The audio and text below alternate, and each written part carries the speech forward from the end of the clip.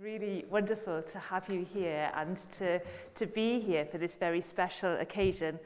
My name is Rebecca Bullard. I'm the senior tutor here at Trinity College, and it's an enormous pleasure to welcome you to this evening's event. I'm sorry to have to let you know that Baroness Helena Kennedy, who had very much hoped to be here and to be engaging in conversation with Ted, is not able to be here tonight, which is a loss for us collectively, but a particular joy for me because it means that I get to engage in conversation with my great friend and colleague, Ted Meron. Judge Theodor Meron, or Ted, as he's known to many of us here at Trinity, is an extraordinary person and a much-loved member of this college. He has spent more than 7 decades working in public international law, international humanitarian law, human rights, and international criminal law. He was a judge at the International Criminal Tribunals for the former Yugoslavia and also for Rwanda. He was a legal advisor to the State Departments of the USA and Israel and a special advisor to the prosecutor of the International Criminal Court. He was also a professor of international law at the NYU School of Law, and he's been a visiting professor here at Oxford since 2014. He has received public honours and awards almost too numerous to mention. He is an officer of the French Legion of Honour, a Grand Officer of the French National Order of Merit, an officer of the Polish Order of Merit, a member of the American Academy of Arts and Sciences, and an honorary companion of the Order of St. Michael and St. George. And so for those of you who are wondering what CMG means after his name, that's what it means here in the UK. All of these extraordinary achievements relate to Ted's public life as a scholar, a jurist, and a humanitarian. But we at Trinity are privileged to know Ted not just in public, but also in private. An honorary fellow of this college since 2021, Ted has become something of a fixture at Trinity, a familiar sight walking through Garden Quad in his very excellent sheepskin overcoat, or talking to graduate students, fellows and guests over boiled eggs at breakfast, or chatting with students in the quad about everything from their legal studies to their performances of Shakespeare plays. Ted's contributions to life at Trinity come in many different forms. He has most generously endowed prizes for undergraduates in law and English, and has provided graduate scholarships for essential work in public law. He leads seminars for students and supports the College Law Society, as well as leading seminars elsewhere in Oxford at Mansfield and All Souls colleges. And he's given many talks about his life and his work here in this auditorium.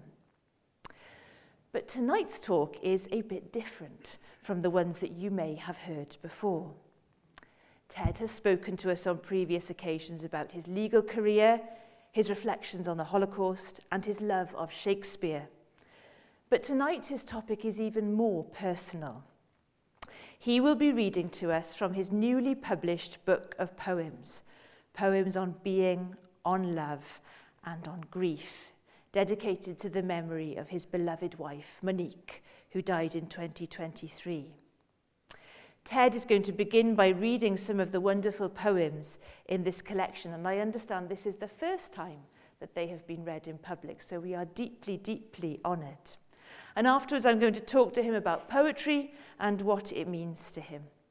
I hope there'll be an opportunity to take some questions from the floor, and there will definitely be an opportunity to have copies of the collection signed after the talk. So please will you join me in offering a huge and warm welcome to Ted Meron.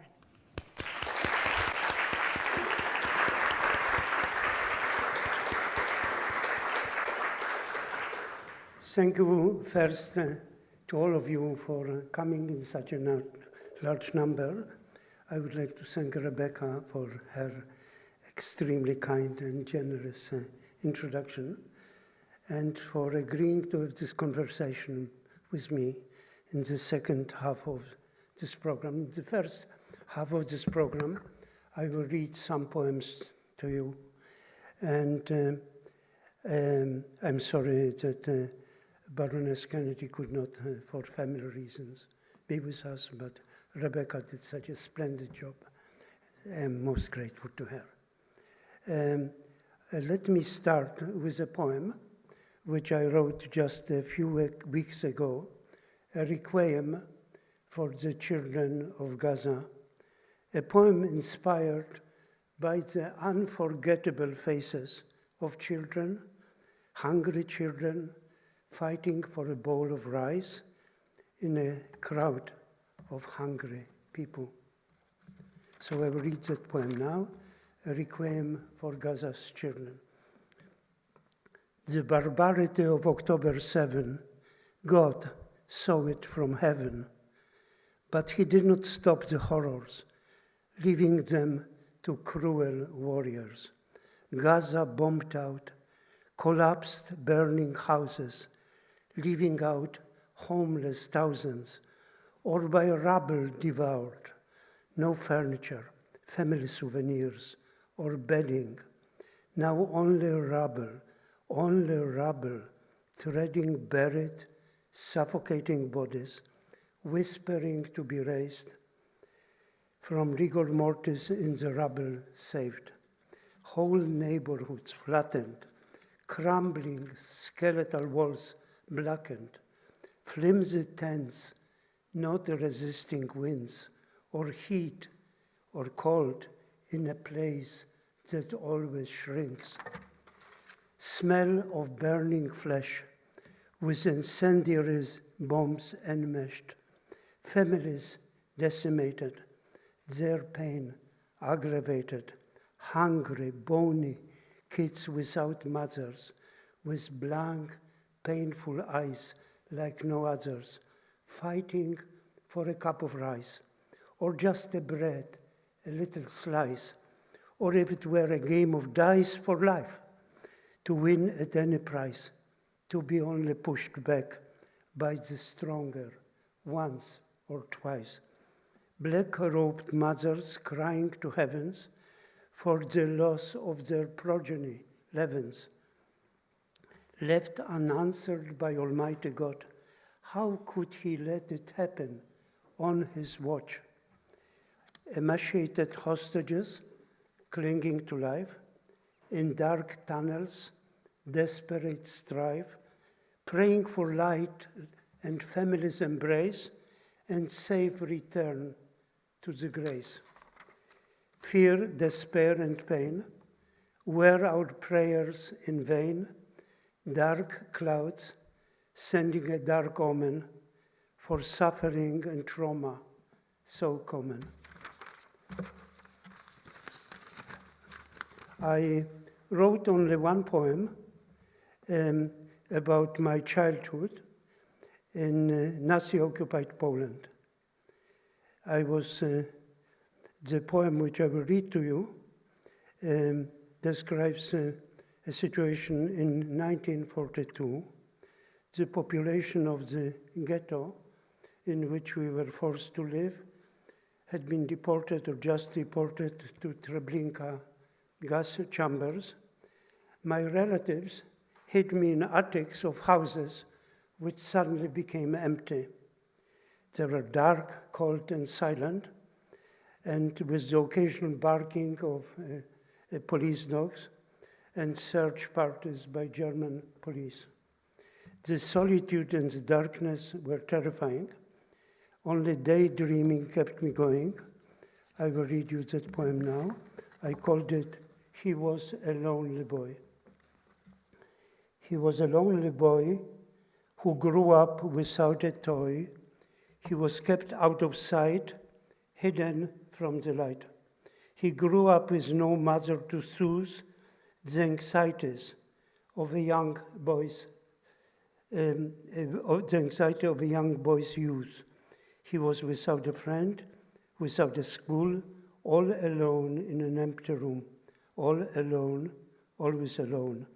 But one thing he had in abundance to help him through the silence was his camaraderie with fantasy, allowing escapes from reality, to visit a beautiful imaginary world where nature's bounties were unfurled in fields, forests, and rolling oceans, where he could freely follow all his notions, where he had no fear or need to be timid, where his dreams had no limit, where all his prayers had no bounds as he listened to the sounds. I will now turn to the first part of my poems.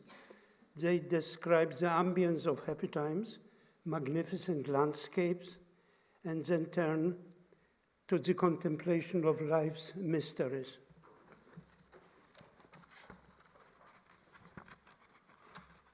The first one, it's called In the Gardens of Villa Serbelloni. Villa Serbelloni is a Renaissance villa in Bellagio on Lake Como, which is used for scholars by the Rockefeller Foundation. I was a scholar or a fellow of the Rockefeller Foundation and was able to spend there 2 summers with Monique writing books. In the gardens of Villa Serbelloni. The summer air hangs still, heavy, immobile. Nil interrupts this dreamy silence, sharpened only by the dalliance of birds, which fills the void. Distant church bells softly tell tales without tearing this fragile fabric, unmeasurable by any yardstick of beauty or emotion, and beyond any notion of the banal and the ordinary, and yet, alas, so transitory. The trees move at the wind's direction. The lake suggests a soft reflection of the mountains, birth and glory, or is it just creation story, or my imagination, an optical illusion, a lazy day's confusion, or the fragrance of tranquility, unattainable in reality. The rugged peak my eyes now seek was in the wind earlier today, overbearing and menacing in the dawn's rays. Now in the fog, only a silhouette. It quickly blends with the pale sky, tests my imagination and my sight as if it were already night. I still recognize subtle profiles of mountain crests, villages on the rocks nest, a sailboat crawls in the evening mist. My God, how I shall miss all this. A ferryboat moors at the Bellagio dock, the twilight sets in, and I can't stop the clock. The second poem about this period, in the Fiesta of San Giovanni, in San Giovanni de Bellagio. The local band played adagio. In the dark we danced, breathless, entranced, to a nostalgic and faded waltz. The moored boats gently rolled, the crowd was robust, the music became fast. A white-haired man danced with his aging daughter. 100 candles flickered in the water. A tired farmer with bent figure waltzed with surprising vigor. Children gyrated lightly, and their parents moved sprightly. Fireworks in the sky, the ambience made me high. Time stopped for a bit, then the sound and light quit. There was only now.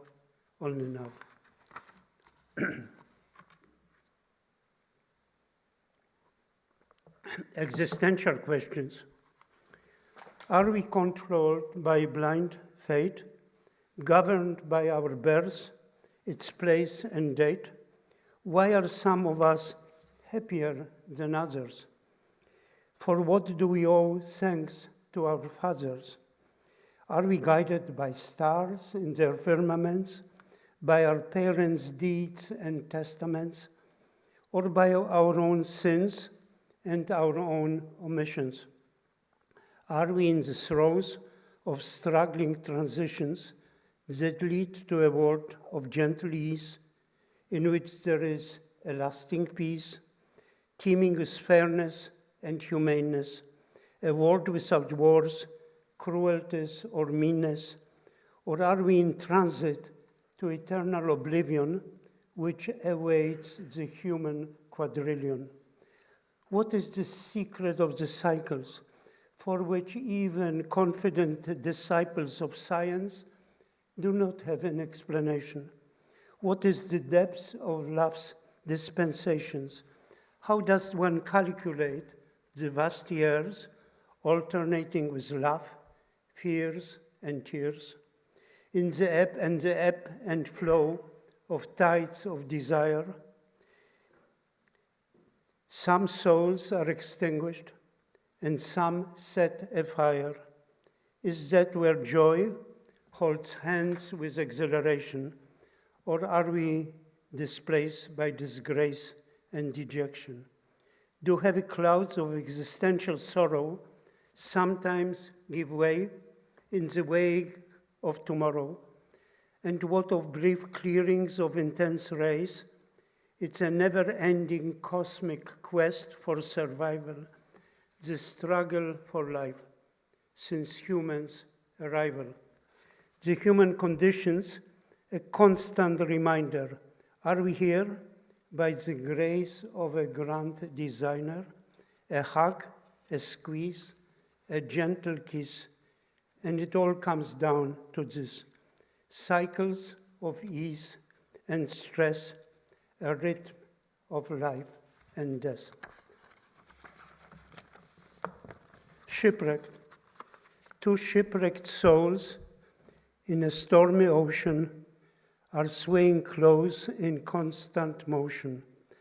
Their arms are bruised, all their strength used, but now their hands touch, and the feeling is such that closer together now they are drawn, and they drown in each other in love's bittersweet dawn. At the Western Wall. Western Wall is, I'm sure as many of you know, is the only standing wall remaining after the destruction of the temple by the Roman army. It is a praying venue for Jews from all over the world. At the Western Wall, the place of truth, with you in the women's section, a beloved stranger in the land of the Jews. Damp was the air, wet was the ground, chilling rain, wind's howling sound. It was here Jews were bled, in the burning temple turned red by the Romans who trod upon their lifeless bodies at dawn. Near these Herodian stones, now a graveyard of bones. I still feel today so strangely awry, I can almost hear their hapless ghosts cry. There today I prayed to God in the hazy catch of winter's fog, in the pool of yesterday's synagogue, to spare the pain and suffering from people who are wondering whether I have abandoned them. And if I'm sane, I will start again. A man my age today, hair receding and temples gray, sight is fading and eyes are weak, but my voice is strong. And so I speak, praying for those who still love me, safe passage in life's stormy sea, and for those that love me no longer, may they be happy and keep growing stronger. And above all, yes, dear God, above all, if pain comes to them, may it be small. A man my age at the Western Wall, not strong but tall, not tall but giving his all, bending his head and praying to God, sending him a heartfelt thought, trying to find a way to start again in the hold of his love and the warm winter rain. At the Western Wall I bare my soul, Pray for peace and warmth from the cold, and health and ease from heaven above, and most of all, I pray for our love. That our fate be blessed in our aging years, and our tribulations with very few tears. I pray for the future of all generations. May they have happiness and exultation. May the young be our joy and consolation in years of declining strength and depreciation. May we not be too weak for companionship, and may we be blessed with true friendship. Please give the young protection and shelter from humanity's vile and evil temper. May they not be orphaned young, keep them safe and protected until they can shine and stand on their own like a bright sun rising at dawn. May they be blessed with goodness, excellent hands as they strive, and endowed with outstanding fitness that they may thrive and survive. I did have my doubts at the Western Wall. I saw the clouds gathering, a new rain must fall. I prayed in solitude and sacred silence for God's mercy and his benevolent guidance. There is one song which I wrote, perhaps having in mind many of you, students and young people, who are planning their own careers. And the message of the song, I call it a naive answer, is the need for all of us, especially the young ones, to live honorable lives, not to cut corners, and to be able to say in later time that they have a clean conscience. To the mystery of our fate, for me, at any rate, the answer is certain and not new. In the end, we all get our due. So sew your seats with love and care. Wins only count if you play fair. Our open wounds need not be untreated if we strive with verve to be undefeated. If you are vigilant, you will see the signs and know the truth of fate's designs.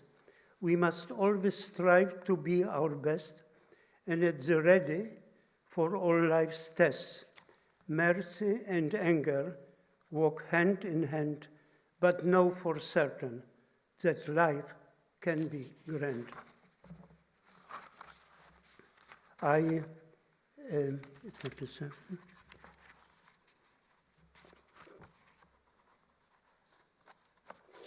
The last poem, sort of contemplative poem, is this one.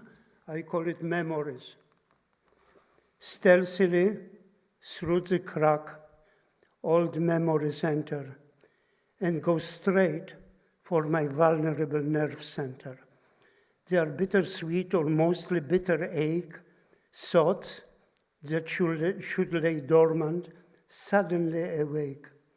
Brittle chips fall from the soul and they snap and break to clean dust away and revive the past. To put back together the pieces that crushed, persons, events, and forgotten terms, expose unhealed wounds and lose old germs. To bite and inflict guilt, doubts and pain, misspent memories pour forth like hard rain. Finally, my sense of self-preservation chased them away and seek expiation. But I know that one day, somewhere down the road, they will come back again and they will unload troubling memories from the past, the West, and the East, uninvited guests when I desired them least. I will now turn to my love poems written for Monique. Agenda full. There are so many things I want to do, but only with you, only with you. So many sights to take in and explore, fantasies to transform, and so much more. Let us share our coveted dreams and indulge together our secret whims. We were not born for pantomime, though together we have so little time. But here, in love's spin of push and pull, we know we have been blessed, agenda full. Charmed life.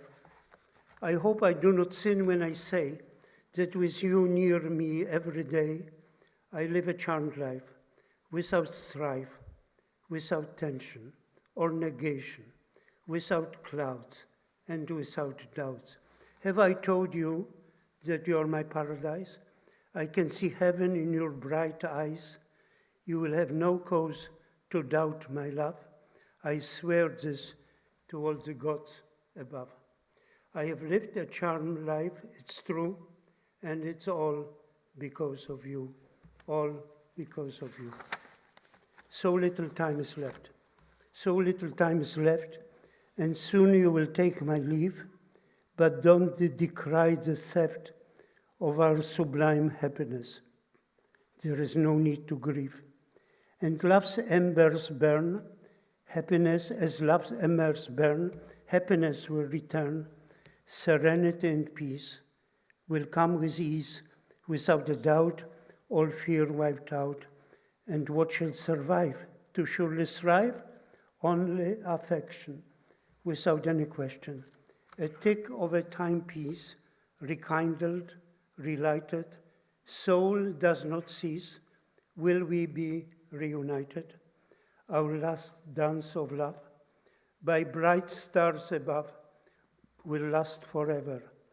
In sunshine and rain, where we'll be one and part, never again. Fear, will you one day be swayed by another male whom you desire more than you loved me yore? How can I know that the answer is no? Please make it so. Whisper soft and low, and kiss me as you answer no. A bird, like a bird that has been hurt, afraid to try again to fly. Don't fear, my love, your fate was tough, but you will have it whipped. Your wings have not been clipped. You will soar and fly again toward the sun, from out the rain. I pray to God that I should not add to your pain, in earnest or vain, by your sadness touched so much. How could it happen? I was too scarred to sing of love, too wounded to desire, and although my armor was tough, only in my dreams dared I aspire. Feeling old for the world and certain of rejection, I refused all affection. My hedges were careful, my bets were small. I set strict limits to cushion a fall. Limited liability I made sure I had, like a finely structured corporation. And safe was the path of the life I led, like a pious monk's first incarnation. Loner in a crowd, conscious of my route, everything was wistful, nothing was blissful. Then you came out of the blue, and you became wonderful you. I sink in a haze, I walk in a daze, I am in love with a capital L. What I feel I cannot tell.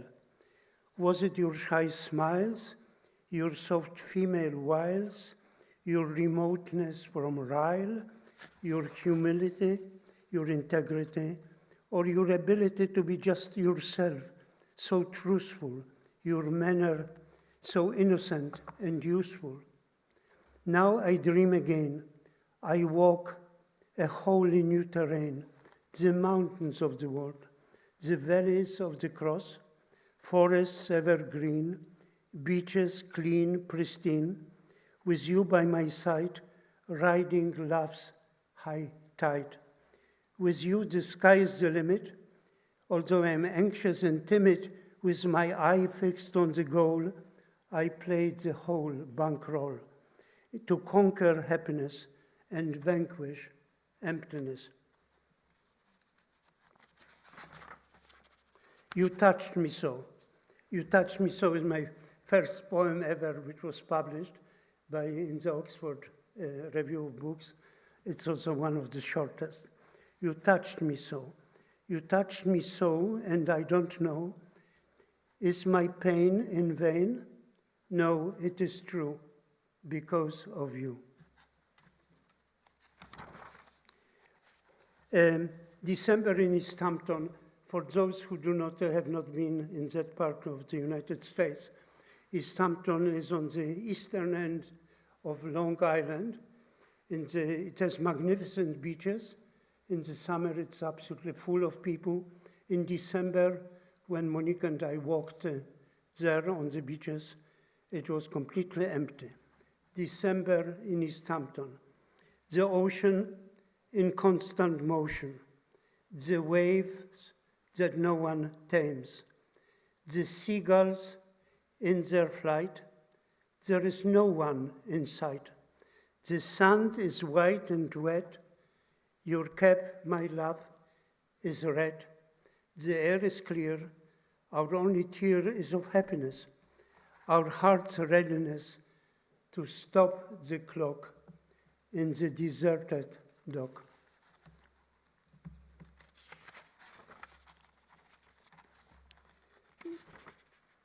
By the fireplace, we look at the fire, no need for a wire to transmit our emotion. Music carries our notion of love eternal. No force external can touch our truth, stronger than use. The burning logs, our dreamy thoughts. Lake Leman, a dream. Lake Leman is the official name of the Lake of Geneva. I spent some years teaching there, and Monique was working at the United Nations. Lake Leman, a dream. On Lake Leman we sail under the veil. Your frail figure, with surprising vigor, steers our boat on our high road. You touch me so. My inner sanctums row, and so together, now we row. You will find me out. One day you will find me out with no redeeming gray, and you will fade away. And that day I will be no more. Are you for real? Are you for real, and will you stay? Or be an illusion which goes away, a trek that leaves behind a broken wreck? Like a child now I pray each night and every day that you should love me too, as deeply as I love you.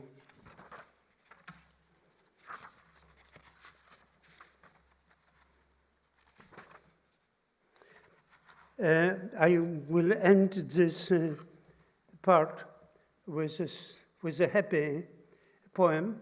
I wish you a happy year. And I will read it, although we are still a few weeks away from the happy year. I wish you a happy year. I wish you a happy year, days passing without a tear, shelter from chilling rain, a year without pain. Joy's clarion call, God's angels standing tall. May God be good to you, and may our love be true. May obstacles vanish, affection be cherished. May God give you good health and spiritual wealth.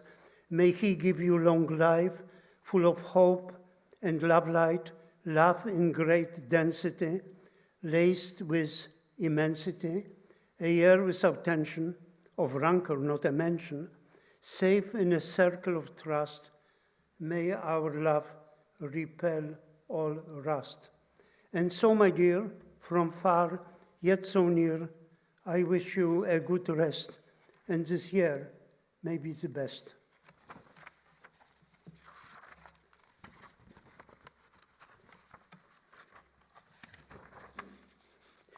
The last poem in this section, which I would like to read to you, I call it I Stopped Running. Life has been cruel, an endless duel of people and events with atmosphere so dense and everything tense. Now I can stop running and even sighing. I have arrived, my home I have found. I will now read the last part from the last part of my poems, the grief poems, which I wrote when she was dying and after that. Do not leave me. Oh, please do not leave me to where I cannot see. I hold your arm, your hand, pardon. I hold your hand, no longer warm, no help to my heart torn. No smile on your face, no semblance of embrace, and only immense pain. When you lose somebody who is terribly close to you, of course you know that she cannot return, she cannot come back. But you pray to God, as I do still, that she should come back in a dream, which inspired this poem, which I call Just for an Instant.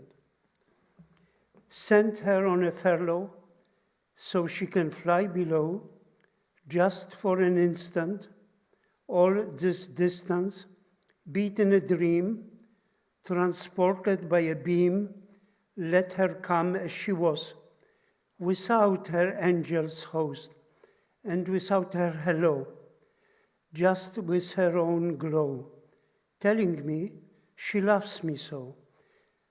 And she can still see me, still, and feel my body's chill. She whispers, do not cry, as she kisses me goodbye. The next one is, I call it, and now that you are gone. I have noticed that when you lose somebody very dear, one of the results that happen is that you stop being afraid of dying or of death. I call it, and now that you are gone. Now that you have crossed the Rubicon from the land of the living, for taking you away to God, there is no forgiving. You are gone to the space of the dead and the darkness of dread. To keep me living, I make no plea, for to die I would be free. My fear dissipates in time's tide as I climb the steps to be by your side. And I pray for the dawn when you are no longer gone. I will climb through heaven's hole. Will I find your blessed soul? And the last song among those I wanted to read to you, I call it Envy. Monique, during the last year or 2 years of her life, was practically blind, and whenever she wanted to walk with me, we walked, I had to hold her hand. And since then, I always think about that when I see couples in the street holding hands. I call it envy. I envy couples holding hands, wandering streets together, making plans, eyes aglow, radiating love, fitting each other like a glove. I recall us walking, you half blind, clutching my hand, your word undefined. Now it is I, seeking your hand, as all alone I stand in the unkind, hostile air, so cold without you there. A loving couple passes by.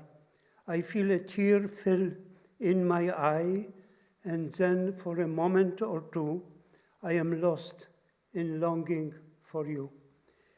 But alas, your soul has flown, and I am standing here alone. As the hourglass drains its sense, I envy couples holding hands. Thank you very much. Ted, thank you so much. Your poems have taken us through the whole range of human experience. They're a little bit like Psalms. They're a little bit like Psalms because they encompass all of human life and bring it into God's hands and ask God what to do with it. I wonder whether you could just start by telling us a little bit about how you write. Do you always write in the same way? Do you have a time of day when you write? Just in a very practical sense, what's your process? How does writing fit into your life? Sorry. Very often the idea of a poem, the basic structure, the thoughts that I would like to express, the sentiments that I feel, come to me when I walk. I every day try to walk a lot. It keeps me in relatively good shape. And then I sit at my laptop and try to write it. And then I write very fast. The first draft is there. But then I start tinkering and tinkering and tinkering.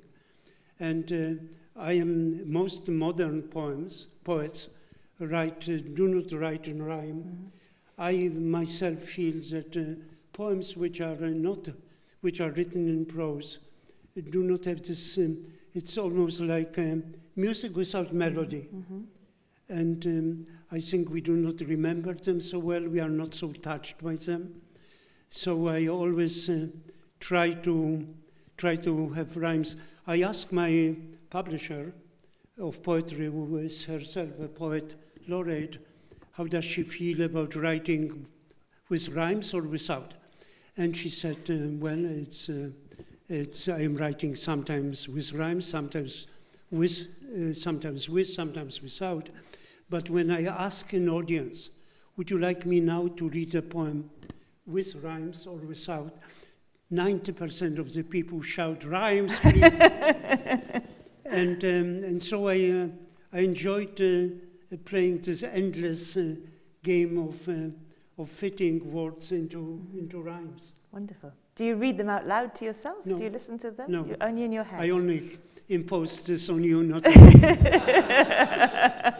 And you write in many different kinds of... poetry is not the only thing you write. You write legal scholarship and you write judgments and you write all sorts of things. How is your writing of poetry different? I think it's much more difficult. Yeah? It's much more difficult, it's much more emotional, it's much more personal. In writing judgment, your horizon is actually quite narrow. You are led by only a few basic guidelines. You are led by law and you are led by evidence, and you try not to be emotional. You try not to be personal at all, whatever you may feel about this. And poems are extremely personal. The drain in writing poems is greater than in writing a judgment. That's interesting. That's so interesting.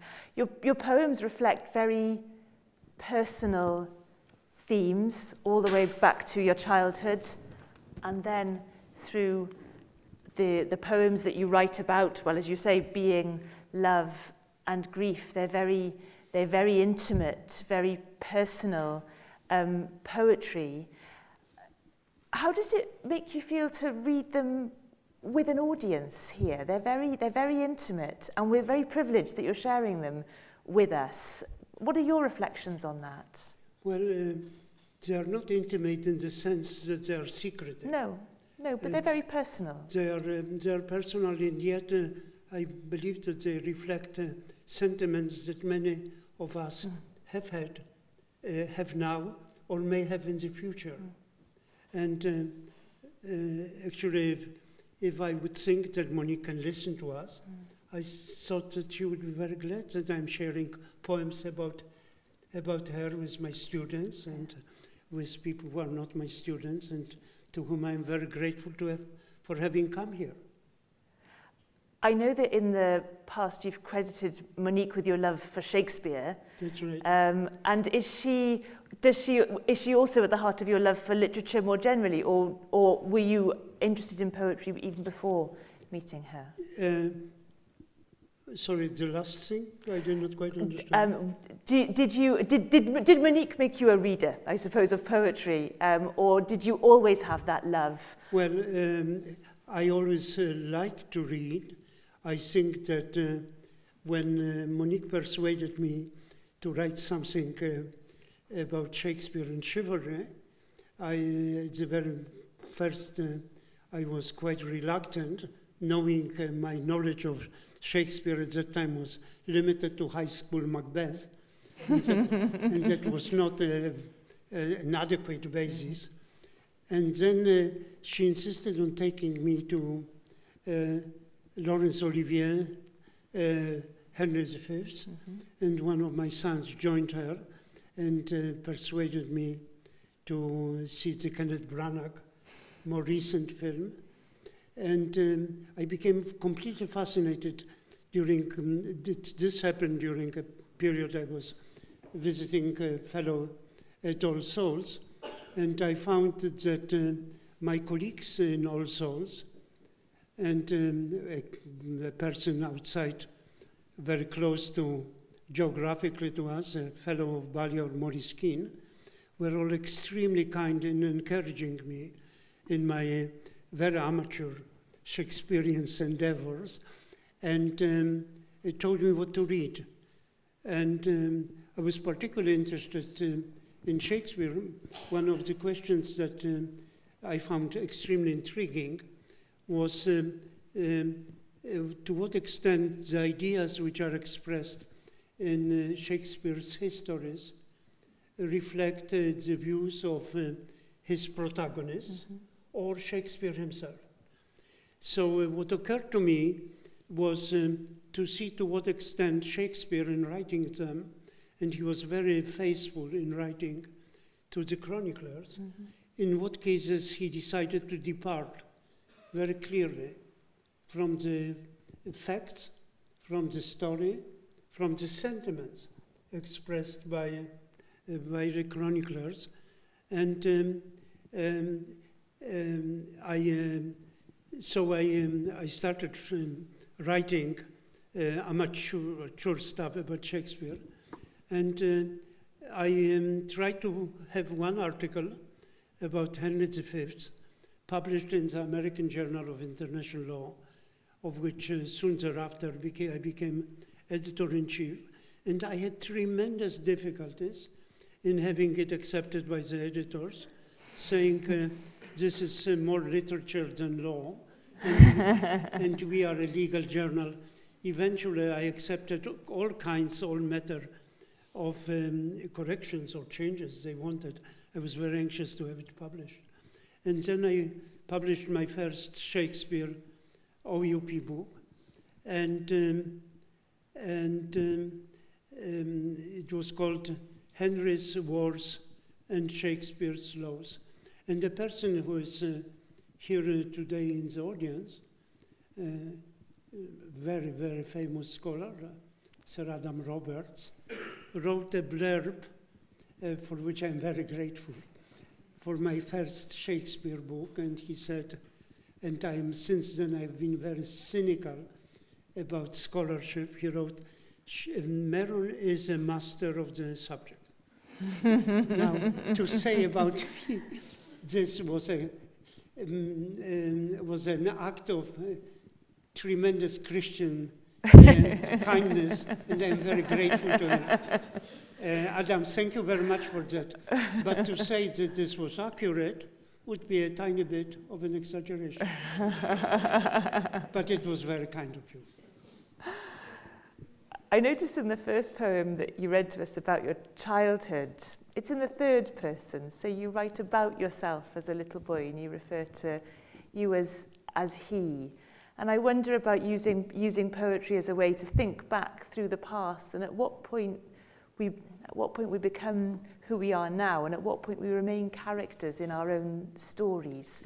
Well, that's I never thought about it. It's a very thoughtful question that you have asked me. Why did I write it in third person? Maybe because that period was so painful to me that I was not willing it was too raw, still after so many years. I'm sure. Actually, that total silence, except for hearing from time to time German patrols and barking of dogs, in which there was no light, no water, no electricity, nobody to talk to me, was perhaps much more frightening to me than anything that happened to me in my life. Yeah. I mean, the possibility of being caught by the Germans was very secondary. You became afraid of silence. So my guess would be that I wrote that poem in third person because it was so low. Yeah, I'm sure. And in the more recent poems that you've written about grief and about losing Monique, you also said very, very movingly that you realise when you lose someone very close to you that death is not the worst thing that can happen, and there's that sense of that you reconjure Monique through your poetry, and that you bring her back to you. And is that what it feels like when you write about Monique? Yes. Is there a sense of yes, bringing especially her back? that poem, Only for an Instance. Yeah. Because you are almost compensated if she would come for 30 seconds. But it doesn't happen often. Yeah. And poems are like memories in that sense, aren't they? They're fleeting and they're short, and they capture something terribly powerful in a very confined space, in a little room, in a stanza. Our new president was extremely kind in his last letter, speaking when he spoke about a recent visit to Bellagio. Yes, mentioning that's right. my poem he had about that Bellagio. It was very, very kind of him. Wonderful. Let me ask our audience whether they have any questions. Is there anything that people would like to ask? Yes. Oh, could you wait? The microphone will come down, so we always have to have a little break so that people can hear at the back. You speak so beautifully about, and just the way you write about your wife. You obviously both work in humanitarian law, and the ability to grant freedom to others who are in less fortunate situations. If you don't mind me asking, how, in your relationship with your wife, did you ever feel free or feel true freedom? Can you just say, in your relationship with your wife? How did you feel? Did you feel a sense of personal freedom, or any freedom that you had that was individual that you couldn't experience? I think our relationship was a mutual freedom, not my freedom or her. It was completely mutual. We were sort of similar souls. It was a great relationship, and I recently wrote somewhere a dedication to my wife, and I wrote did it like that, my love, my compass, my greatest miracle. And I wrote my compass because my wife was a French Huguenot with ancestors who died on the galleys. And I have reflected, and she inherited the toughness of being member of a persecuted minority. And I have always wondered about this marvel of people who can just say two words, j'abjure, I give up the Protestant faith, and they would be liberated. They would not be subjected to the militia or army of Louis XIV. They would not be sent on galleys. They would be regarded like everybody else. But that people preferred to be slaves on galleys like in the ancient times, rowing in rough seas, exposed to sweat and pain and whipping, and they could be liberated by just giving up their faith in their Protestantism. I found it amazing. I found it amazing. I found it also, in a way, almost stupid, how very ineffective this is, but very praiseworthy. It shows how deep can be our belief in God, in Almighty, whoever He is, and that people were willing to die and suffer so terribly for that. So she was a person of great integrity and great culture, and for me she was a constant guide, and I was extremely lucky to find her. Thank you very much. Any other questions? Anything anyone would like to ask? Well, I see I have been very clear because I'm not. People are stunned into silence. Could I ask? Did you share your poems with Monique? Did she? The love poems, yes, or those that I wrote that very early on, and then I abandoned the project completely. And when she died, I found solace in writing poems. Yeah. And if you would ask me whether I have ever believed that at my age I will become a published poet, I tell you not a moment, and I still find it very, very strange. But once the Oxford Review of Books published a very short poem, "You Touched Me So," I decided to send off the lot to a poetry publisher, and they took it amazingly enough. I will never believe it, in 3 days. That's wonderful. And doesn't it show that, I mean, one of the things I think about your whole career, Ted, but your literary career in particular, is the kind of reinvention that you keep doing new things, you keep writing in new ways, you keep thinking new things. You're terribly kind, but to speak of anything that I did as fitting the quote-unquote literary career is extremely kind exaggeration. By no means. But is that something that you've consciously done? Have you consciously set out to challenge yourself to write in new ways or about new things, or is it more responsive and responding to a sense of need that isn't something different from conscious? Responsive to a sense of need, responsive to the feeling of tremendous solitude when she left me.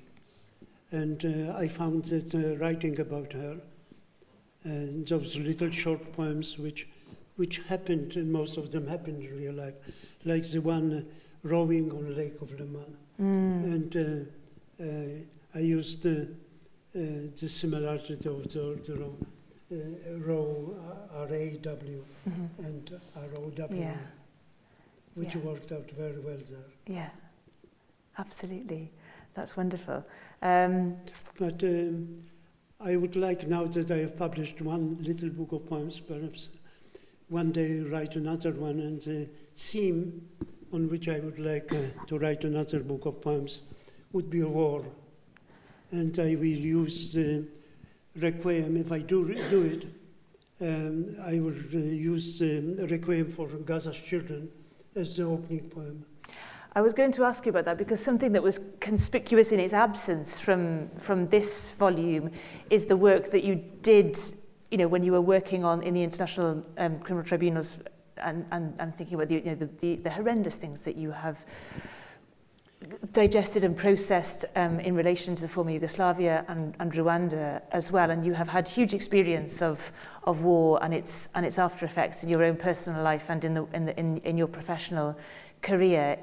Is there a poetic language for war that you can access and use? Well, first of all, one point which I would like to make completely clear: there is a very deeply rooted convention of judges not to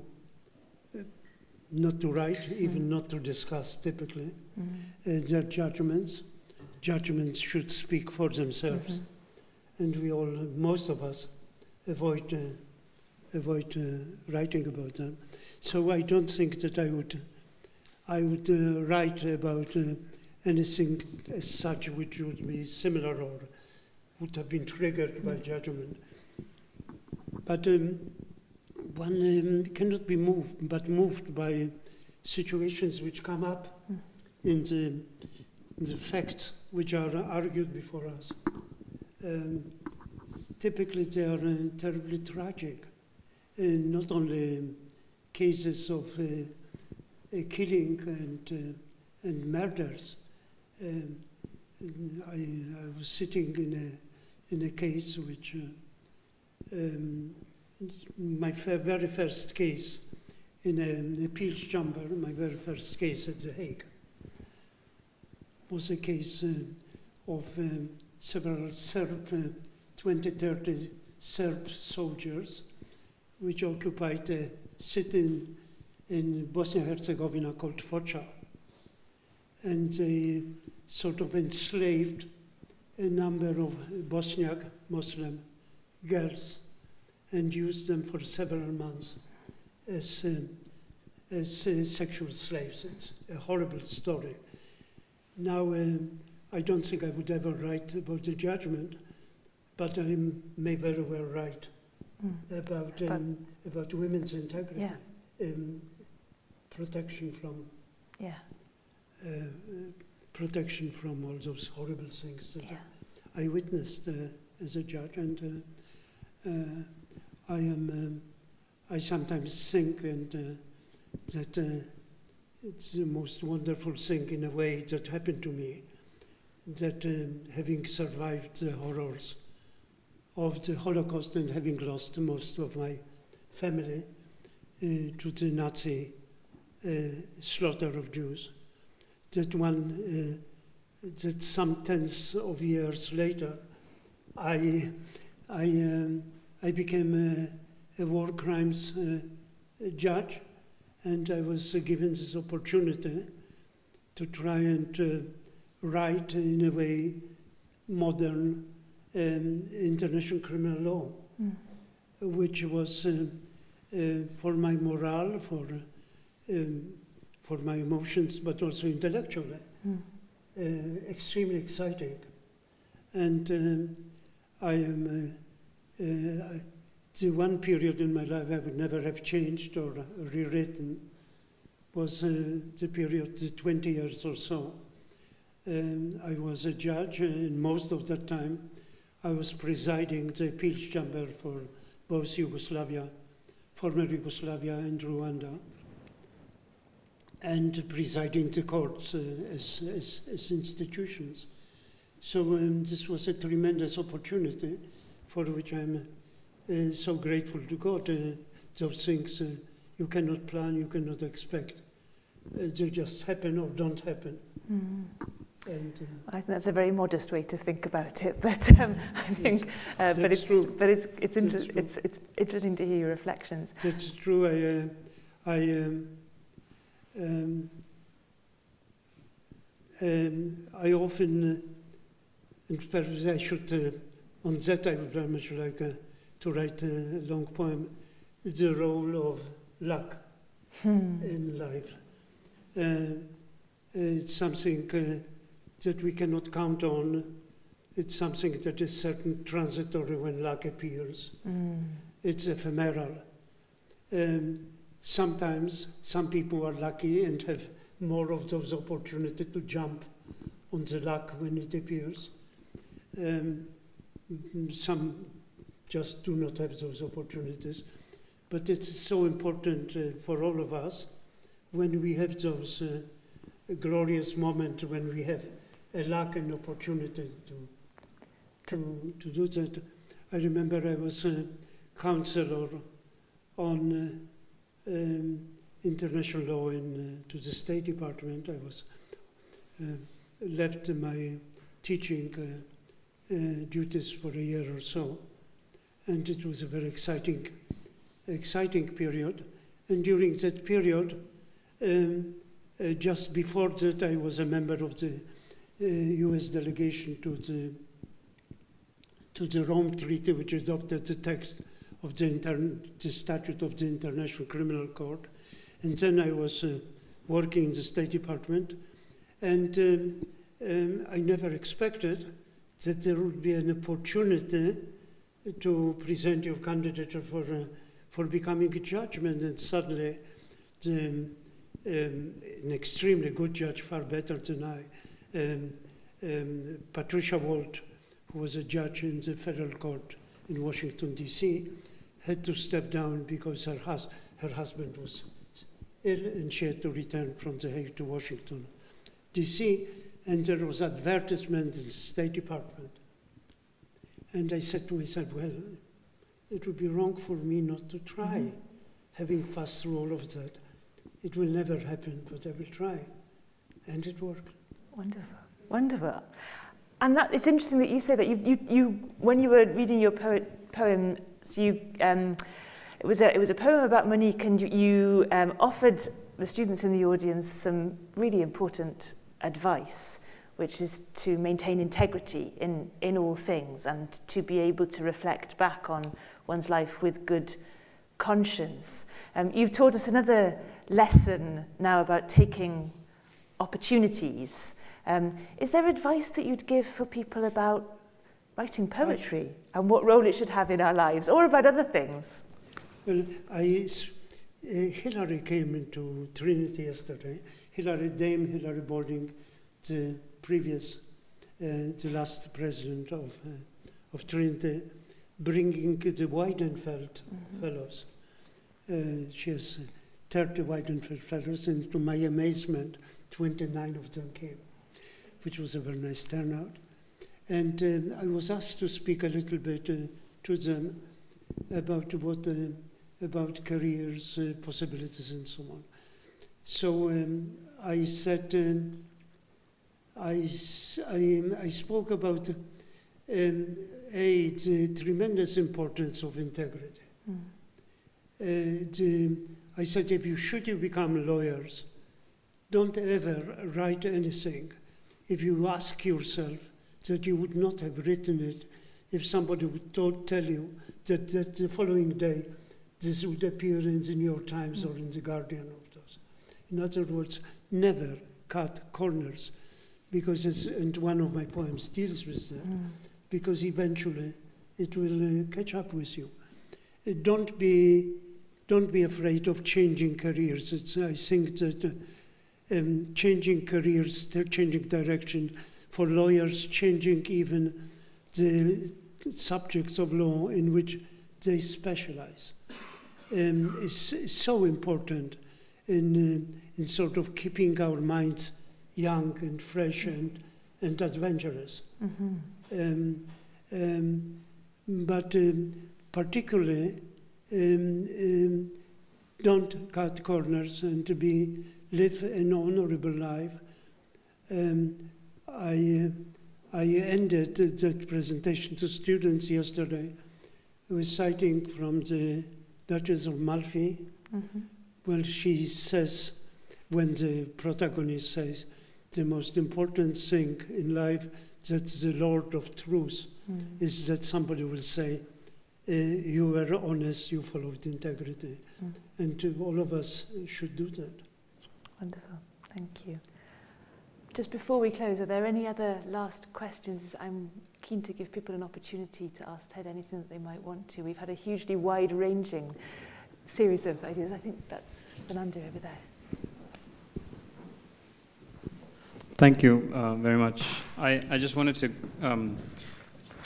ask a little bit about something that you were touching on previously about how finding consolation in writing. If you could tell us a bit more about how that is experienced. I suppose it's different from just saying a prayer mentally, as it were, or thinking about something, but perhaps putting it in writing and verbalizing in a way or on a piece of paper. And that perhaps is a bit different. If you could just tell us a little bit more. Thank you. Thank you very much for this question. Yes, in writing poetry, I find you can never be consoled, really consoled, for a great loss that happened to you, but it helps. It's something which leads you towards consolation. I think that because poems are by their very nature tend to be very personal. This is particularly, this helps, it forces you to face up to problems. My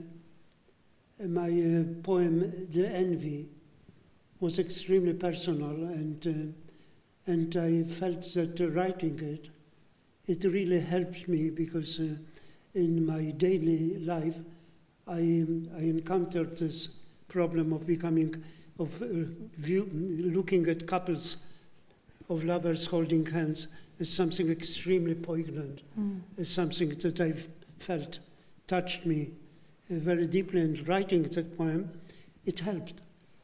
So you would have to perhaps ask your question better of a psychiatrist than of me, but yes, it was relevant to it.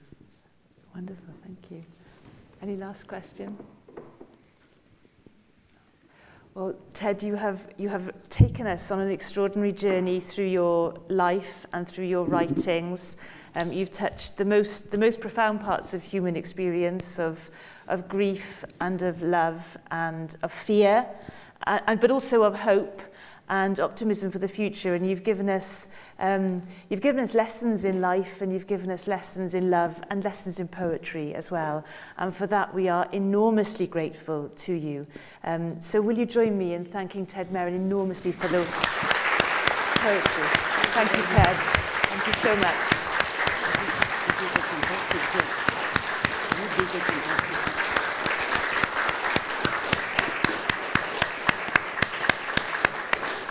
Thank you so much for coming, for listening, for this applause, and thank Rebecca for being an extremely effective moderator, and I'm very grateful to her.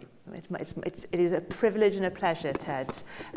Now, I think you are happy to sign some books if people would like to do that. So we will, for those of you who want to come in and have a book signed, please do join us upstairs, and we look forward to having more conversation in a more informal setting. Thank you all.